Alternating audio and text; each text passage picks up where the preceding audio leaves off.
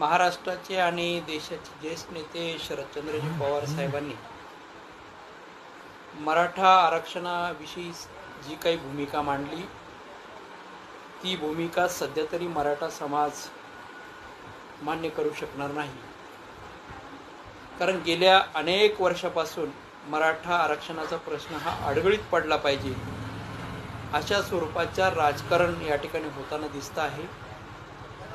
शरद पवार साहेबांनी जी भूमिका घेतली की 50% जास्त आरक्षणाची मर्यादा या ठिकाणी वाढवली पाहिजे, यामुळे पुन्हा एकदा हा प्रश्न अडगळीत पडल्याशिवाय राहणार नाही।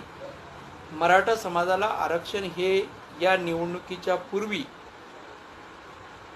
आणि 50%च्या आत ओबीसीतून आरक्षण अशी मराठा समाजाची मागणी आहे आणि भूमिका आहे। याकडे राज्य सरकार आणि केंद्र सरकारने लक्ष देऊन ही मागणी पूर्ण केली पाहिजे आणि एकदा 50%च्या आत आरक्षण दिल्यानंतर मग गरजेनुसार सत्ताधारी विरोधक या सर्वांनी एकत्र येऊन या आरक्षणाची मर्यादा किती वाढवायची, का वाढवायची याच्यावरती खल करून तो निर्णय घेतला पाहिजे।